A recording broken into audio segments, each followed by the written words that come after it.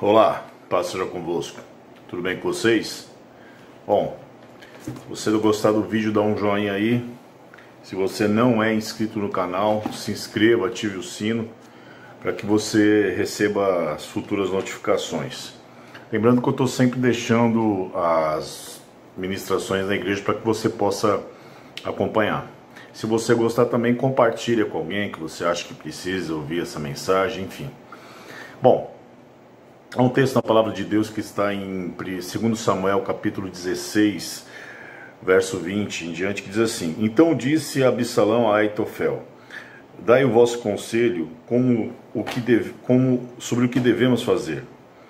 Disse Aitofel a Absalão: Coabita com as concubinas de teu pai, que deixou para cuidar da casa, e em ouvindo todo Israel que se fizeste odioso para com teu pai, animar-se-ão todos os que estão contigo. Amaram, pois, para Absalão uma tenda no eirado, e ali, à vista de todo Israel, ele coabitou com as concubinas de seu pai. Olha, eu costumo brincar dizendo o seguinte, que os problemas eles são como o Tiranossauro Rex, né? Você pega ele filhotinho, ele pode parecer até engraçadinho, legal, né? Mas o problema é que ele vai crescer e ele vai te engolir. Então, o que eu aprendo com essa história é que nós temos que resolver os nossos problemas, né? Porque Absalão, ele chegou a esse ponto para que você possa entender, além de todo o pecado de Davi em relação a Betseba e assim por diante, chegou um tempo da sua vida em que ele tinha uma filha chamada Tamar e um filho chamado Amnon.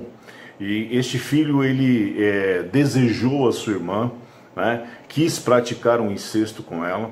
Ele convenceu o seu pai de que estava doente, pediu que o pai deixasse a sua irmã cuidar dele, né? E quando ela vai para o seu quarto, a Bíblia diz que ele estuprou a sua irmã, e no ato seguinte ao estupro, ele vomitou, né? No primeiro momento ele desejou e no segundo momento ele teve nojo da sua irmã. E a sua irmã ficou, obviamente, devastada com toda essa situação, primeiro por ter sido estuprada e segundo por ter sido objeto de nojo, de desprazer por parte do seu irmão. O fato é que Absalão, ele viu tudo isso, ele observou esse ocorrido. E ele esperou que o seu pai tomasse alguma atitude. E Davi, ele simplesmente foi negligente na situação. Ele não corrigiu Amnon, né? Ele não fez nada, não aplicou nenhum tipo de sanção. E Absalão, ele vai e convence o seu irmão e pede para que seu pai permita que o seu irmão vá para uma floresta caçar, ele dá essa desculpa, e ele acaba assassinando o seu irmão Amnon, porque ele tomou as dores da sua irmã. E tudo isso porque Davi simplesmente ele não fez o que devia fazer como pai, ou seja, encarar o problema, confrontar o seu filho, corrigi-lo num primeiro momento, e também não fez nada com Absalão. A Bíblia diz que num primeiro momento Absalão, vendo que nada acontecia, ele fugiu, ficou durante 2 anos distante do seu pai, e depois ele volta, e esperando que o seu pai o chamasse para uma conversa ou alguma coisa do tipo. Seu pai nada fez. Davi não praticou nenhum tipo de sanção, não procurou conversar, não procurou Absalão. E a Bíblia diz que, aconselhado pelo seu avô, que muito provavelmente não gostava de Davi, ele pede uma audiência com Davi, e Davi o recebe. E quando ele entra no palácio, Davi simplesmente o abraça e o beija. E aquilo revoltou Absalão, porque Absalão esperava que seu pai tivesse algum tipo de atitude, demonstrasse algum tipo de preocupação para com ele.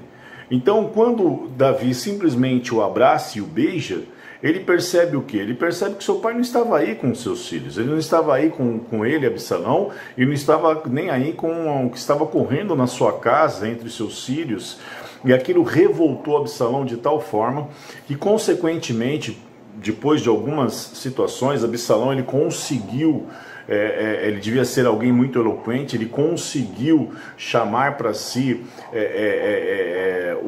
os anciões de Israel, né?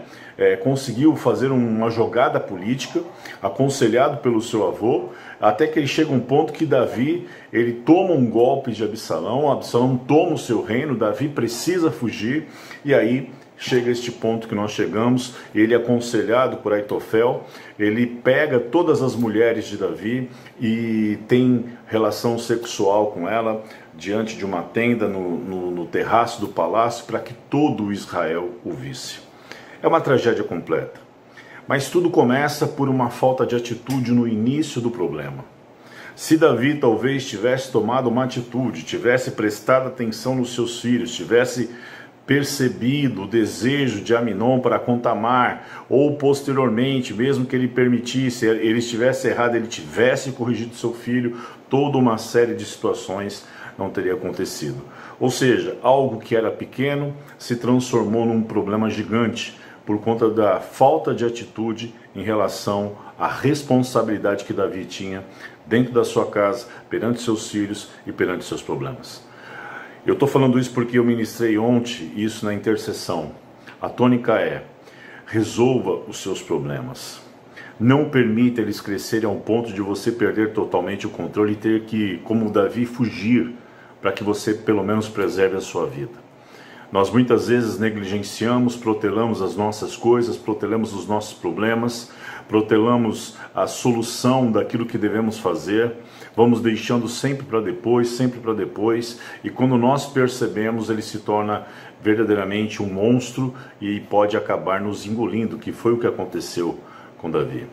Davi, posteriormente, ele teve que fugir de seu filho, e seu filho passou a persegui-lo, ou seja, alguém que era amado dele, que talvez amasse seu pai, passou a ter ódio e assim por diante. Então, o que Deus ministrou no meu coração ontem, eu quero passar para você e deixar nesse vídeo: resolva os seus problemas, não deixe para amanhã. Confronte-se, confronte o problema, vá de encontro a ele, não fuja, porque ele pode se tornar gigante, ele pode se tornar um monstro e querer te engolir.